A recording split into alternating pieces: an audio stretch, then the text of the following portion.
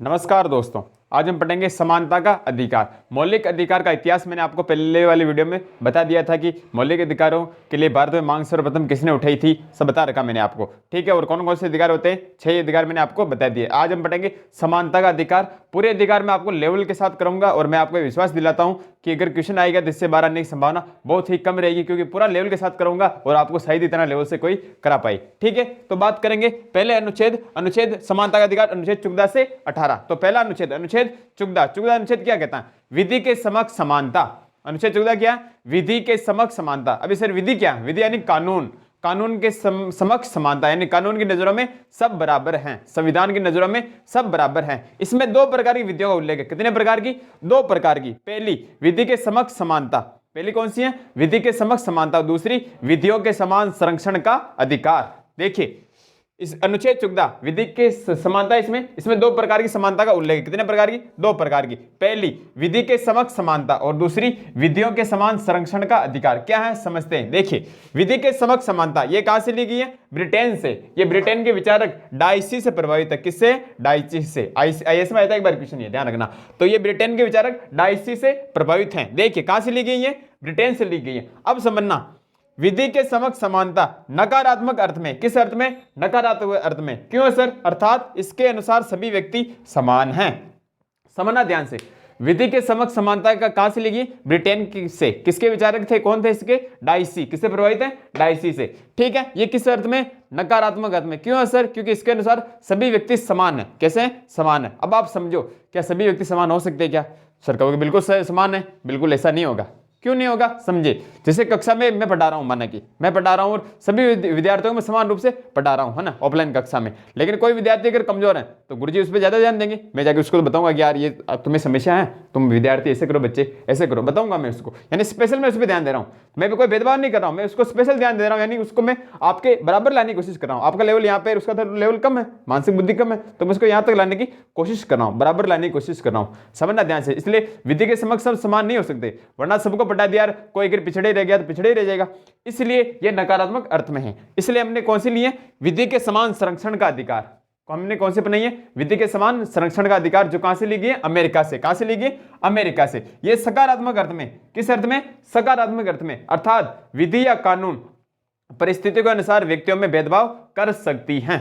अर्थात विधि या कानून परिस्थितियों के अनुसार भेदभाव कर सकती हैं। अपवाद के लिए कौन कौन से आएंगे इसमें शामिल? राष्ट्रपति, राज्यपाल, विदेशी राजदूत, यूएनओ की एजेंसी, संयुक्त राष्ट्र संघ की एजेंसी है ना, और विदेशी संप्रभु। राष्ट्रपति, राज्यपाल, राजदूत, यूएनओ की एजेंसी और विदेशी संप्रभु इसमें आएंगे। समझना और विस्तार से समझो, समझने की कोशिश करते हैं टाइम टाइम में अपने पास। देखिए अगर कोई, जैसे कोई फॉर एग्जाम्पल की बात करूं मैं, समझने के लिए समझते हैं। जैसे कोई अपराध किया है, एक तो कोई आम नागरिक ने कोई अपराध किया और एक थानेदार ने अपराध किया, तो सजा किसको ज्यादा मिलेगी? थानेदार को मिलेगी। क्यों सर? क्योंकि वही उसका रक्षक है, और रक्षक अगर भक्षक बन जाए तो उससे ज्यादा सजा मिलेगी। यही है, इसलिए विधि समान है। आप कह रहे हो विधि समान, हम कह रहे हैं बिल्कुल सही, लेकिन थानेदार को ज्यादा सजा मिलेगी जबकि आम नागरिक को कम मिलेगी। क्योंकि रक्षक अगर भक्षक बन जाए, जनता विश्वास किस पर करेगी? समझे नहीं समझे मेरी बात को? इसलिए विधियों के समान संरक्षण का अधिकार अमेरिका से ली गई। इसके अनुसार यह सकारात्मक अर्थ में। क्यों? क्योंकि विधि या कानून परिस्थितियों के अनुसार भेदभाव कर सकती हैं। उदाहरण किस किस के लिए रूप में है? अपवाद, राष्ट्रपति, राज्यपाल, यूएनओ की एजेंसी, विदेशी राजदूत, विदेशी संप्रभु। ओके, क्लियर है? अनुच्छेद 14 कोई दिक्कत मेरे हिसाब से नहीं होगी। अनुच्छेद 14 विधि के समक्ष समानता। ठीक है, अब बात करेंगे अनुच्छेद 15 सामाजिक समानता। क्या है ये? अनुच्छेद 15 सामाजिक समानता। ठीक है, अब समझना, इससे पहले नोट लगाइए, आपको कुछ लिखना। भारतीय संविधान में मूल अधिकारों की 2 श्रेणियां हैं। भारतीय संविधान में मूल अधिकारों की 2 श्रेणियां। पहली श्रेणी है, पहले के अंदर बात करेंगे नागरिकों या भारतीयों को प्राप्त। नागरिक यानी जो भारत के नागरिक हैं, भारत में रहने वाले, से नहीं कोई विदेश से आके रह रहा हो, नागरिक नहीं है तो नागरिकता प्राप्त नहीं है तो वो नागरिक नहीं होगा। हम नागरिक है। ठीक है, तो नागरिकों या भारतीयों को प्राप्त कौन कौन से अधिकार है? वेरी वेरी वेरी इंपॉर्टेंट, याद होना चाहिए आपको, ध्यान रखना, बड़े लेवल एग्जाम में पूछते हैं ऐसे क्वेश्चन। नागरिकों या भारतीयों को कौन कौन से अनुच्छेद या अधिकार प्राप्त है? तो अनुच्छेद 15, 16, 19, 29 और 30। वापस बोल रहा हूं, अनुच्छेद 15, 16, 19, 29, 30। 15, 16, 19, 29, 30 केवल भारतीयों या नागरिकों को प्राप्त है। बोलो 15, 16, 19, 29, 30। 15, 16, 19, 29, 30। 15, 16, 19, 29, 30। मेरे को तो याद है, आपको भी याद करने। नौकरी लगना नहीं लगना? नौकरी लगना याद करना पड़ेगा। 15, 16, 19, 29, 30 नागरिकों या भारतीयों को प्राप्त हैं। इनको छोड़कर 15, 16, 19, 29, 30 इन अनुच्छेदों को छोड़कर शेष अनुच्छेद शेष अधिकार सभी व्यक्तियों को प्राप्त है। व्यक्ति यानी विदेश से भी कोई आके रह रहा, विदेशी आया कोई घूमने के लिए, उसको भी प्राप्त है। लेकिन 15, 16, 19, 29, 30 तो केवल अपने ही है, भारतीय नागरिकों को भी प्राप्त हैं। ठीक है, तो व्यक्तियों को प्राप्त है, इनको छोड़कर शेष मूल अधिकार प्राप्त है। ये तो पहली श्रेणी। अब दूसरी श्रेणी हम बात करेंगे, तो स्क्रीनशॉट लीजिए, आगे और करते हैं। प्रकार की मूल अधिकारों की श्रेणियों की बात की थी, पहली होगी दूसरी मूल अधिकार श्रेणी है, देखिए निरपेक्ष मूल अधिकार और सापेक्ष मूल अधिकार। कभी कभी ऐसे प्रश्न पूछ लेते हैं, तो मैं पूरा आपको डिटेल से कराऊंगा, कुछ नहीं छूटे इसलिए आपका। देखिए निरपेक्ष मूल अधिकार वे मूल अधिकार जिनका उल्लंघन करने पर दंड का प्रावधान हो, वे मूल अधिकार जिनका उल्लंघन अगर आप करते हो तो आपको दंडित किया जा सकता है। कौन कौन से? 17, 23, 24। कौन कौन से मूल अधिकार है? 17, 23, 24। अनुच्छेद 17, 23, 24 क्या है, आगे बढ़ेंगे। तो अनुच्छेद 17, 23, 24 निरपेक्ष मूल अधिकार है। कौन से? निरपेक्ष मूल अधिकार है 17, 23, 24। और सापेक्ष मूल अधिकार जिनका उल्लंघन करने पर दंड का कोई प्रावधान नहीं हो, इनको छोड़ के 17, 23, 24 को छोड़ के सभी शेष मूल अधिकार इसमें आ जाएंगे। ठीक है, तो निरपेक्ष जिनका उल्लंघन करने पर दंड का प्रावधान हो, निरपेक्ष मूल अधिकार कौन कौन से? 17, 23, 24। कौन कौन से बोलो? 17, 23, 24। 17, 23, 24। Okay sir. और सापेक्ष जिनका उल्लंघन करने पर दंड का प्रावधान नहीं हो, शेष सभी मूल अधिकार इसमें आ जाएंगे। ओके सर, ठीक है। बात करेंगे अनुच्छेद 15 सामाजिक समानता। अनुच्छेद 15 क्या कहता है? सामाजिक समानता क्या है सर, समझिए। देखिए, जब समाज में धर्म, वंश, जाति, लिंग, जन्म स्थान के आधार पर भेदभाव नहीं होगा तो समाज में वास्तविक रूप से सामाजिक समानता की स्थापना होगी। अनुच्छेद 15 कहता है सामाजिक समानता, यानी इसका अर्थ क्या है? जब समाज में धर्म, वंश, जाति, लिंग, जन्म स्थान, वापस बोलता हूं, धर्म, वंश, जाति, लिंग, जन्म स्थान, धर्म, वंश, जाति, लिंग, जन्म स्थान के आधार पर भेदभाव नहीं होगा, खत्म हो जाएगा, तो समाज में सामाजिक समानता की स्थापना होगी। ठीक है। अब इस अनुच्छेद के 5 भाग है। कितने? 5 भाग है। पांचों भाग में पूरा विस्तार से करूंगा, कुछ चीज छोड़ूंगा नहीं, मैं पूरी चीज करूंगा, छोड़ूंगा कुछ भी नहीं। अनुच्छेद 15 1 राज्य के प्रति निर्देश दे रखे।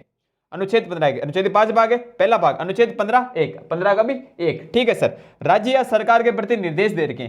क्या कह रखा है इसमें? राज्य अपने नागरिकों के साथ केवल, अंडरलाइन कराओ, ध्यान रखना, अनुच्छेद 15 1 में कह रखा राज्य सरकार के प्रति निर्देश दे रखे। इसमें कहा गया कि राज्य अपने नागरिकों के साथ केवल धर्म, वंश, जाति, लिंग, जन्म स्थान के आधार पर भेदभाव नहीं करेगा।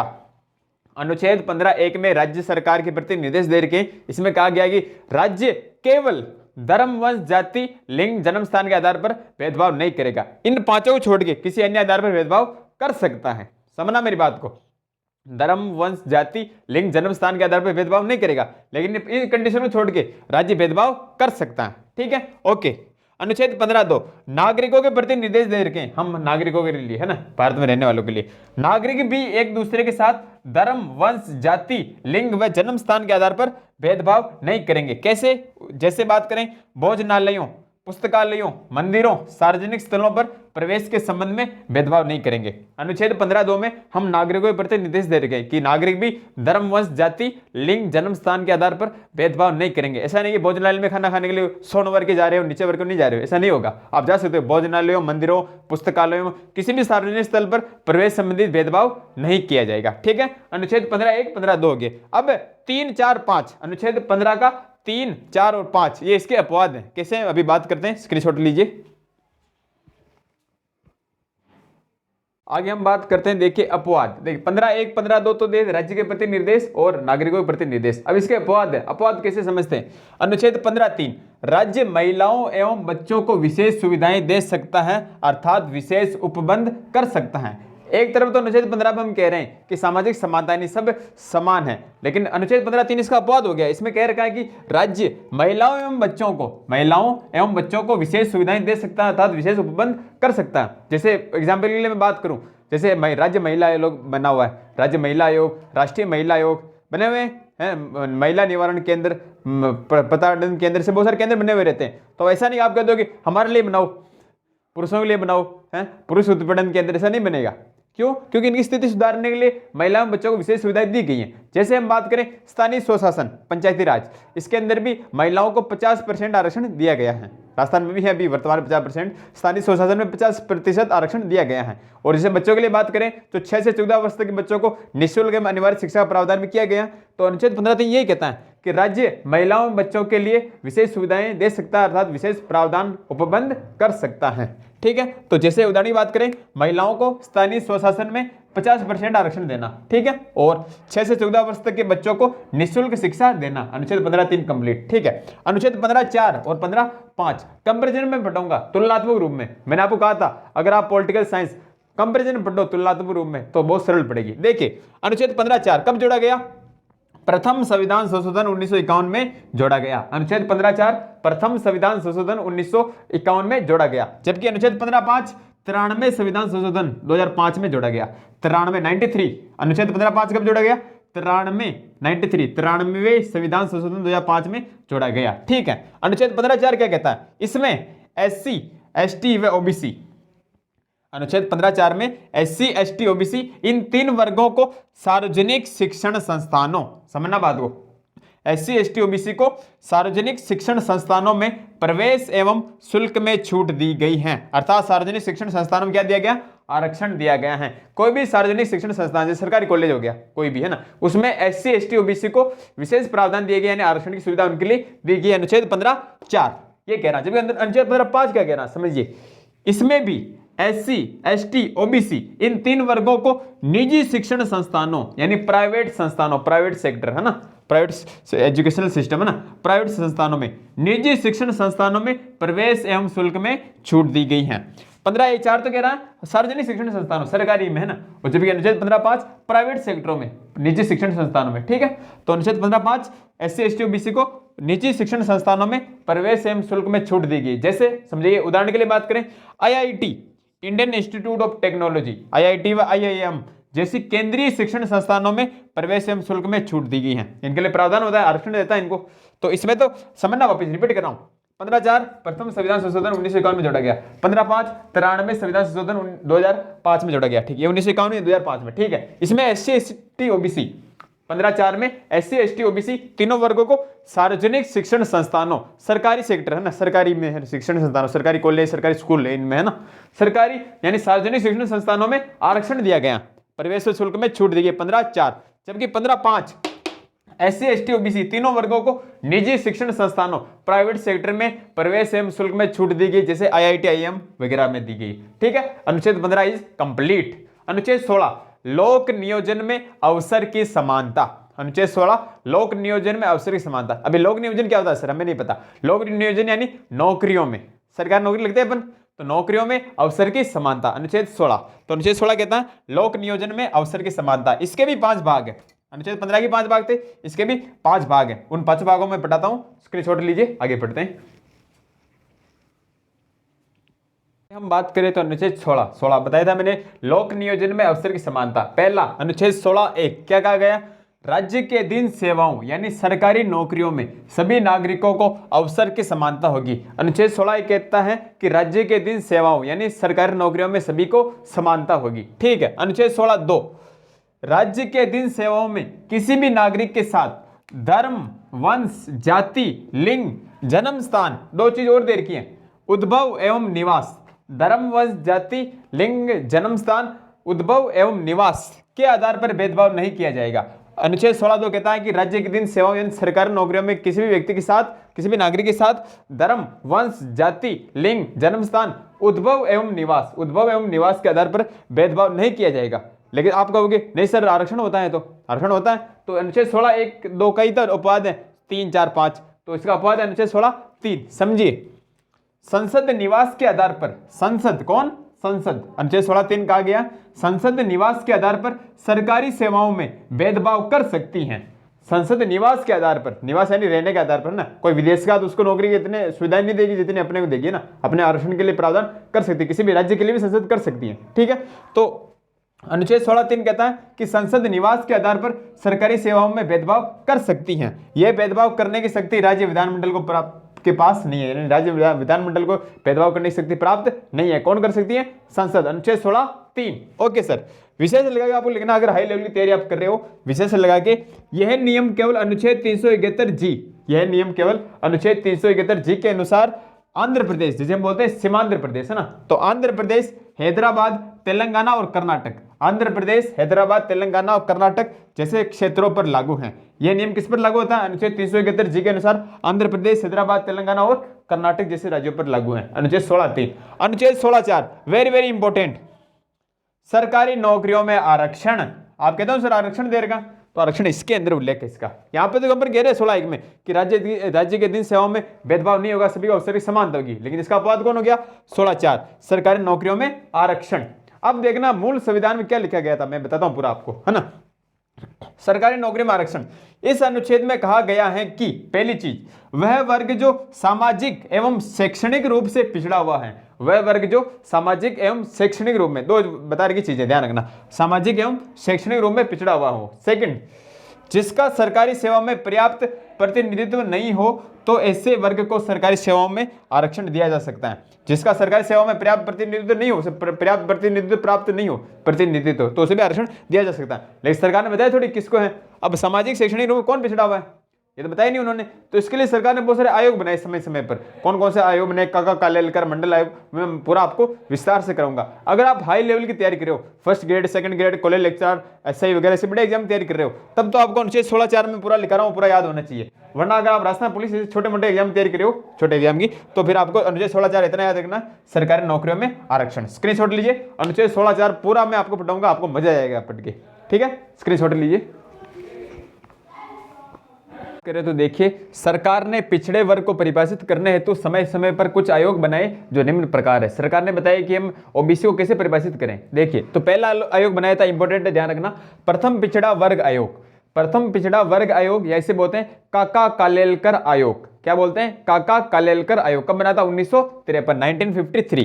प्रथम पिछड़ा वर्ग आयोग या काका कालेलकर आयोग बना था 1953, 1953 में। इसके अध्यक्ष कौन थे? तो काका कालेलकर। अध्यक्ष कौन थे? काका कालेलकर। ठीक है, यह आयोग क्या ओबीसी को परिभाषित करने में सफल रहा? गया नहीं, काका कालेलकर आयोग ओबीसी को परिभाषित करने में असफल रहा था। ये बता नहीं पाया, परिभाषित नहीं कर पाया कि ओबीसी क्या है। ठीक है, तो ये परिभाषित ओबीसी को करने में असफल रहा था काका कालेलकर आयोग। ठीक है, फिर आई थी मोरारजी देसाई की सरकार, है ना, जनता पार्टी की सरकार, तो उसने बनाया था द्वितीय पिछड़ा वर्ग आयोग, जिसे बोलते हैं मंडल आयोग। क्या बोलते हैं? मंडल आयोग। पूछा भी गया है, ये बना था 1979, 1979।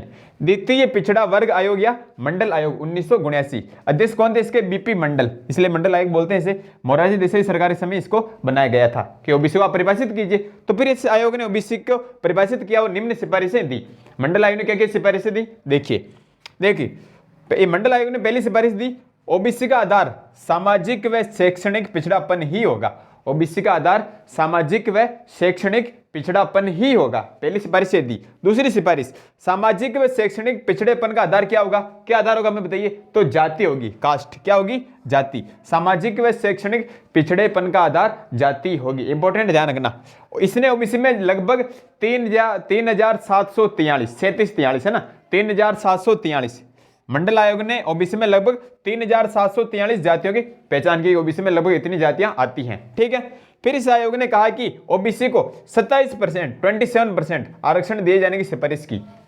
मंडल आयोग ने ओबीसी को 27% आरक्षण दिए जाने की सिफारिश की।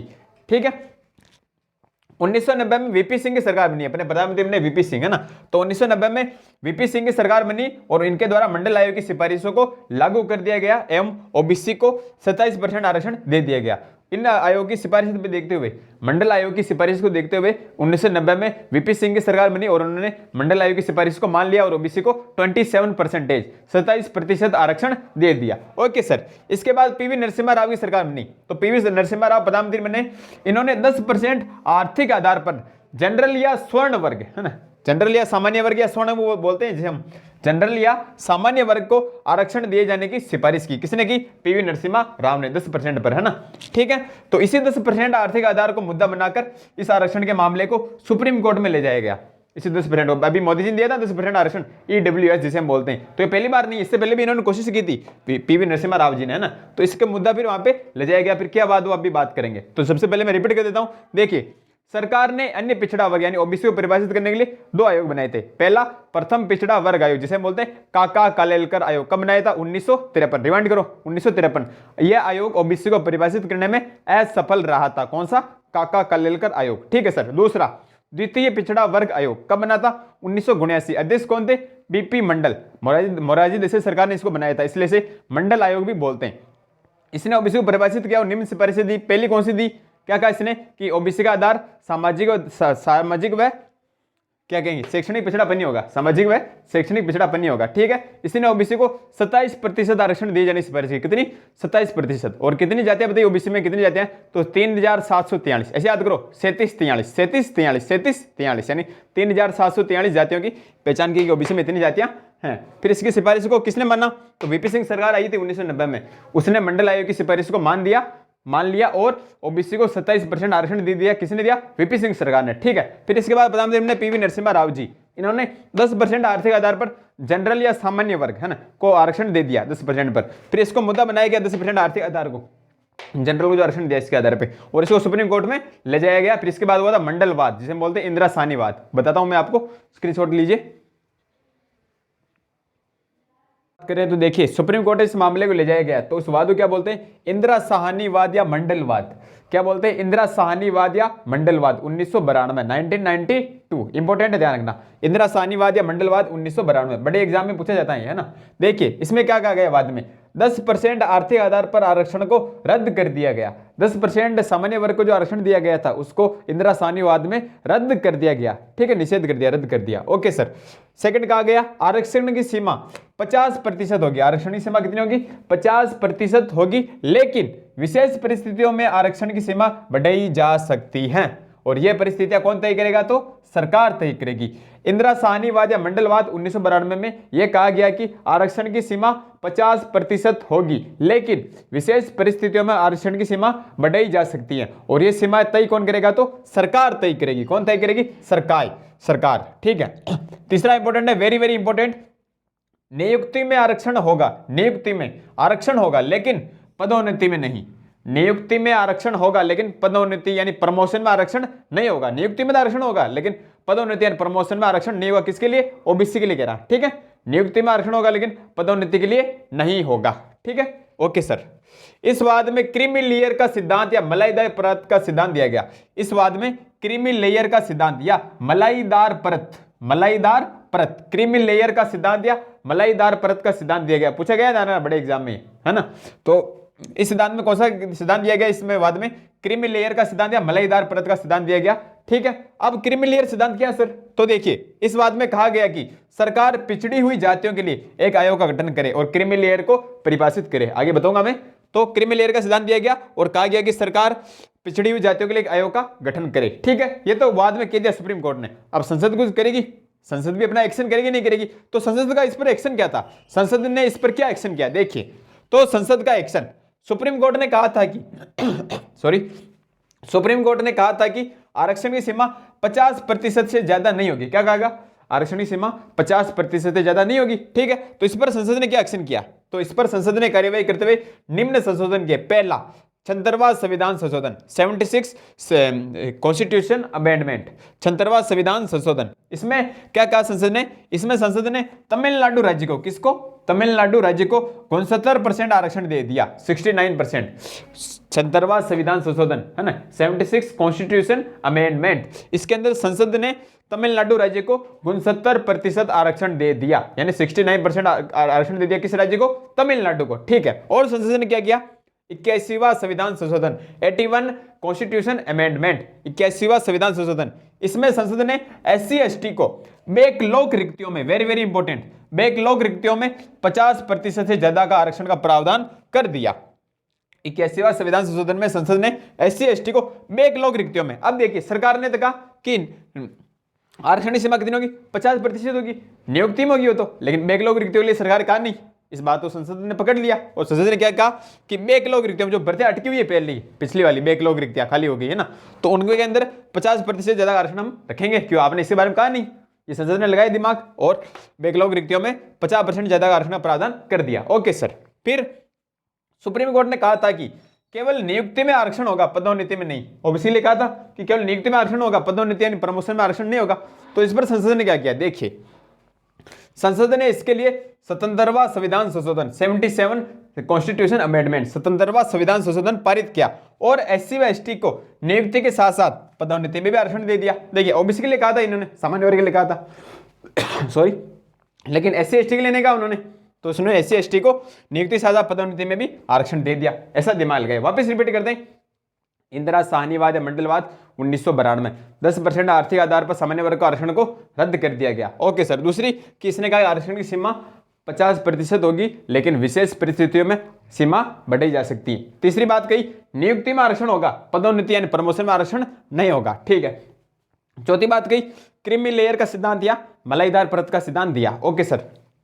फिर बात करें, इस बात में कहा गया कि सरकार पिछड़ी हुई जातियों के लिए एक आयोग का गठन करे, ओबीसी आयोग का गठन करे, सरकार ने ऐसा कहा। ठीक है सर। सॉरी, संसद का एक्शन था, सुप्रीम कोर्ट ने कहा था कि आरक्षण सीमा 50% ज्यादा नहीं होनी चाहिए, तो संसद ने क्या किया, पहले 76वां संविधान संशोधन, इसमें संसद ने तमिलनाडु राज्य को 69% 69% आरक्षण दे दिया। ठीक है सर। फिर 81वां संविधान संशोधन, इसमें संसद ने एससी एसटी को बैकलॉग रिक्तियों में, पुरानी भर्तियों में, बढ़ती अटकी हुई जिन पे खाली भर्तियों में, ठीक है, बैकलॉग रिक्तियों में 50% से ज्यादा आरक्षण का प्रावधान कर दिया। ठीक है। सुप्रीम कोर्ट ने कहा था कि केवल नियुक्ति में आरक्षण होगा, पदोन्नति में नहीं, ऐसा कहा था। ओबीसी स्वर्ण वर्ग के लिए कहा था, इसके लिए तो कहा नहीं। तो इसलिए संसद ने क्या किया कि संसद ने इसके लिए 77वां संविधान संशोधन 77 कॉन्स्टिट्यूशन अमेंडमेंट पारित किया और कहा कि एससी व एसटी को नियुक्ति के साथ साथ पदोन्नति में भी आरक्षण दिया जाएगा। इसलिए एससी एसटी को प्रमोशन में भी आरक्षण मिलता है ना, नौकरी करे 10-12 साल हो गए, फिर उनको प्रमोशन मिलके बड़ा पद मिलता है। ठीक है। स्क्रीनशॉट लीजिए, आगे और करते हैं। बात करें तो सुप्रीम कोर्ट ने कहा था कि क्रीमी लेयर का सरकार निर्धारण करे, तो इसके लिए संसद ने क्या किया, इसके लिए संसद ने 2 कार्य किए। कितने? 2 कार्य। देखिए, पहला अनुच्छेद 340 के तहत ओबीसी आयोग का गठन किया, अनुच्छेद 340 के तहत ओबीसी आयोग का गठन किया। ठीक है। दूसरा, क्रीमी लेयर का निर्धारण करने के लिए, मलाईदार परत का निर्धारण करने के लिए रामनंदन समिति का गठन किया गया। किसका? रामनंदन समिति का। रामनंदन समिति का क्रीमी लेयर का यानी मलाईदार परत का निर्धारण करने के लिए गठन किया गया, रामनंदन समिति का। ओके सर, ये कर दिया संसद ने। वर्तमान मुद्दा, देखिए वर्तमान सीमा पहले बात कर लेते। 8 लाख रुपए वार्षिक है, वर्तमान सीमा कितनी है? 8 लाख रुपए वार्षिक है। ठीक है। Okay sir. अब बात करेंगे वर्तमान मुद्दा। अगर आपको पता हो करंट में 2019 में, तो मोदी सरकार ने 10% स्वर्ण वर्ग को आरक्षण दिया था आर्थिक आधार पर। किस आधार पर? आर्थिक आधार पर दिया था। तो वो मुद्दा क्या था, उसके बारे में थोड़ी सी हम बात करेंगे। ठीक है। देखिए, वर्तमान मुद्दा 10% आर्थिक आधार पर जनरल या सामान्य या स्वर्ण वर्ग को आरक्षण दिया जाना, मोदी सरकार ने दिया था। ठीक है। यह आरक्षण 124वें संविधान संशोधन विधेयक, इंपॉर्टेंट ध्यान रखना, 124वें संविधान संशोधन विधेयक एवं 103वें संविधान संशोधन के तहत दिया गया है। 124वें संविधान संशोधन विधेयक एवं 103वें संविधान संशोधन के तहत किया गया है। अब सर ये विधेयक है, ये संशोधन है, क्या दिक्कत है? देखिए, अब तक 124वें संविधान संशोधन विधेयक लाए जा चुके हैं। विधेयक का मतलब कोई कानून बनाने के लिए पहले विधेयक बनाते हैं, पूरा परफॉर्मा तैयार होता है, फिर संसद के एक सदन में पारित होता है, फिर उसके बाद दूसरे सदन में पारित होता है, फिर राष्ट्रपति उस पर हस्ताक्षर करता है, फिर वो संविधान संशोधन माना जाता है।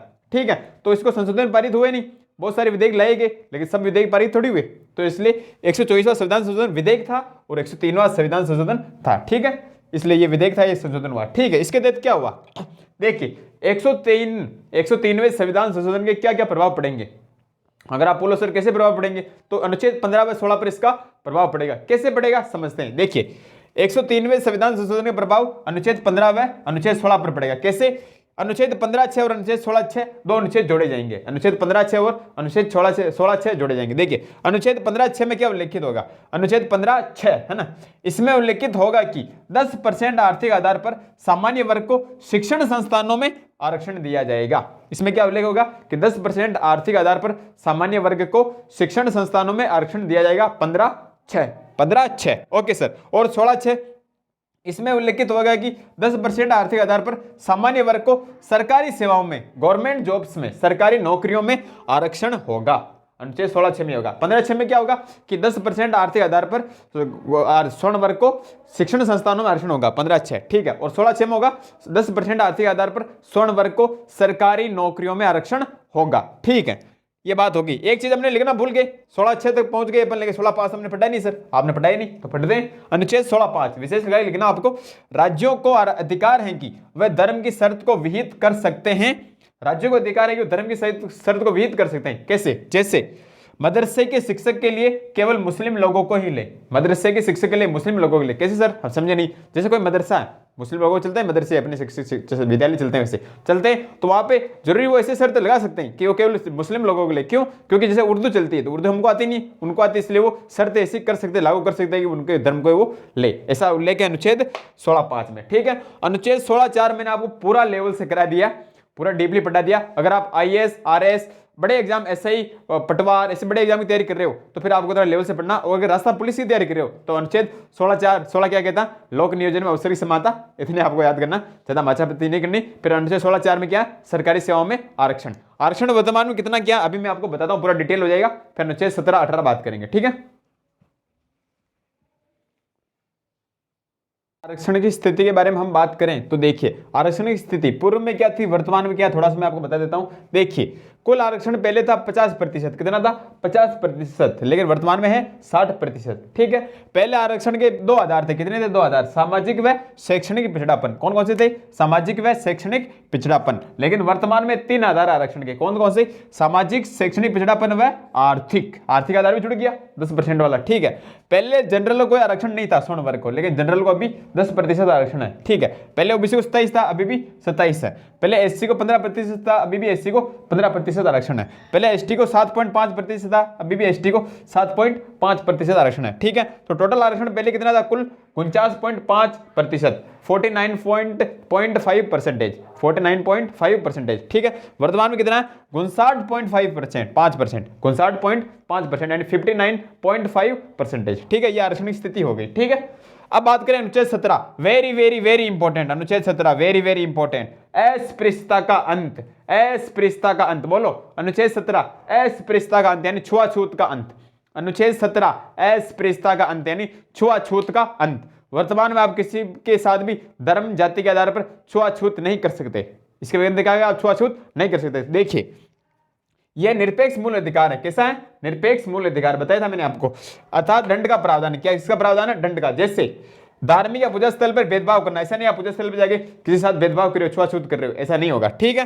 किसी व्यक्ति को जाति सूचक शब्द कहना है, सार्वजनिक स्थलों पर किसी के साथ भेदभाव करना कि वो निजी जाति का है, इसको अंदर नहीं आने दें, ऐसा आप नहीं कर सकते। लेकिन विशेष परिस्थितियों में आप कर सकते हो। कैसे? जैसे कोरोना का टाइम चल रहा है अभी और कोई कोरोना मरीज हो और हम उससे छुएंगे नहीं, बाहर जाएंगे, 2 गज की दूरी जरूरी कहते हैं अपन, तो दूर रहेंगे। ऐसा नहीं कि वो अपने कैसे लगा दे कि नहीं ये तो मेरे पास छू नहीं रहा, मेरे पास आ नहीं रहा, तो उस स्थिति में ऐसा नहीं होगा। ठीक है। वरना नॉर्मली अनुच्छेद 17 छुआछूत का अंत है, यानी अस्पृश्यता का अंत है। आप जाति धर्म के आधार पर छुआछूत नहीं कर सकते। ऐसा नहीं कि तुम निम्न कुल का उच्च कुल का है। अभी तो स्थिति थोड़ी सुधर गई है, पहले जमाने में पुराने समय में बहुत स्थिति गंभीर थी इसकी, अब तो ठीक है। तो अनुच्छेद 17 वेरी वेरी इंपॉर्टेंट, रास्ता पुलिस वालों को याद करनी है ये। अनुच्छेद 17 छुआछूत का अंत, अस्पृश्यता का अंत। फिर इसके लिए सरकार ने एक्ट निकाले थे, जैसे अस्पृश्यता निवारण अधिनियम 1955, फिर इसे सिविल सर्विसेज में बदल दिया, सिविल कानून में 1976 में, वो मैं आपको बताता हूं, तो स्क्रीनशॉट लीजिए इसका।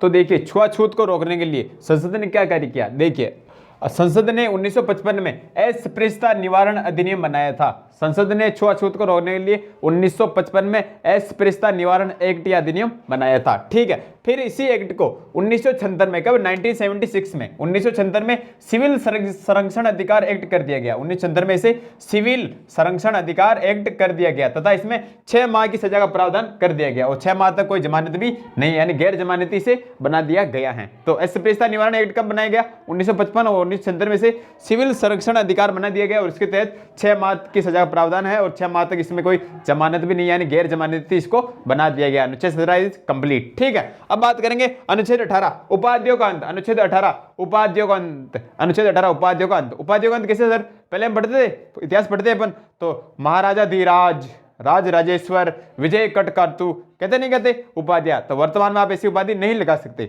केवल शिक्षा व सेना को छोड़कर आप उपाधि कोई भी नहीं लगा सकते। शिक्षा व सेना की उपाधि आप लगा सकते हैं, जैसे फिल्मों में देखते हैं ना, ब्रिगेडियर सूर्य प्रताप सिंह, बोलते नहीं बोलते, कर्नल जेम्स टोड, बोलते हैं इसे।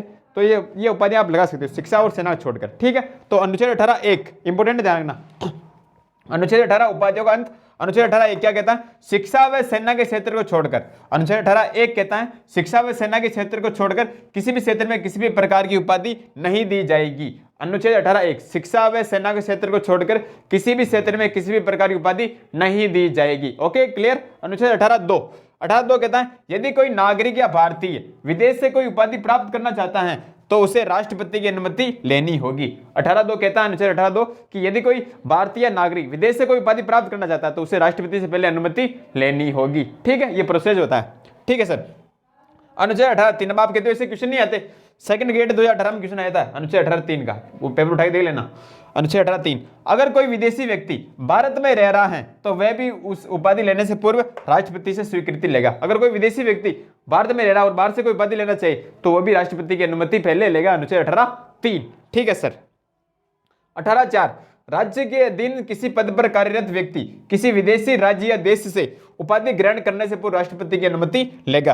राज्य के अधीन किसी पद पर कार्यरत व्यक्ति यानी कोई गवर्नमेंट जॉब में है और कोई उपाधि लेना चाहिए विदेशी राज्य या देश से तो वो भी राष्ट्रपति की अनुमति लेगा। कुल मिलाकर राष्ट्रपति की अनुमति आवश्यक है। अब सर एक क्वेश्चन बैठता है कि सर ये पद्मश्री मिलता है, पद्म भूषण मिलता है, पद्म विभूषण मिलता है, भारत रत्न मिलता है, तो सर ये क्या उपाधि नहीं है क्या? तो ये उपाधि नहीं है, ये क्या पुरस्कार है, उपाधि नहीं है। इसके लिए एक वाद चला था बालाजी राघवनवाद, तो उसके बारे में अब चर्चा करते हैं। तो स्क्रीनशॉट लीजिए, आगे चर्चा करते हैं उसके बारे में।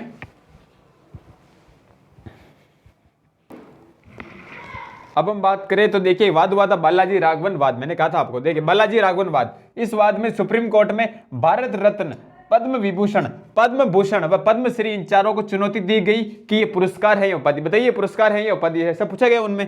तो ठीक, सुप्रीम कोर्ट ने फिर कहा कि ये केवल पुरस्कार है, उपाधि नहीं, लेकिन इनका प्रयोग कोई भी व्यक्ति अपने नाम के पहले व बाद में नहीं कर सकता। सुप्रीम कोर्ट ने कहा कि भारत रत्न, पद्म विभूषण, पद्म भूषण, पद्मश्री पुरस्कार हैं, उपाधि नहीं, और कोई भी व्यक्ति इनका प्रयोग अपने नाम से पहले या बाद में नहीं कर सकता। लेकिन सर अगर कोई कर दे तो कोई दंड का प्रावधान वैसे है नहीं, लेकिन नहीं कर सकता, ऐसा कहा गया। ठीक है, ओके सर। नोट लगाइए, आपको लिखना है इन पुरस्कारों की शुरुआत 1954 से मानी जाती है। कब से मानी जाती है? 1954 से मानी जाती है। ठीक है, 1977 में मोरारजी देसाई सरकार ने इन्हें बंद कर दिया था। 1977 में मोरारजी देसाई सरकार ने इसे बंद कर दिया था। फिर 1980 में इंदिरा गांधी सरकार द्वारा इन्हें दोबारा शुरू कर दिया गया। ये हो गया अपना पूरा समानता का अधिकार अनुच्छेद 14 से 18 पूरा लेवल के साथ मैंने कराया। मेरा केवल एक ही उद्देश्य रहता है कि एक बार में ऐसा पढ़ोगे आपको बार बार पढ़ने की आवश्यकता नहीं रहे, वरना मैं नॉर्मल लेवल करूँ, आप राजस्थान पुलिस की तैयारी करो तब अलग पढ़ो, फिर आप सेकंड ग्रेड करो तब अलग पढ़ो, फर्स्ट ग्रेड करो तब अलग पढ़ो, कॉलेज लेक्चर करो तब और पढ़ो, क्या मतलब एक बार में ऐसा पढ़ोगे आपको बार बार पढ़ने की आवश्यकता नहीं पड़े। ठीक है, धन्यवाद। आपको कैसा लगा आप जरूर बताना। ठीक है।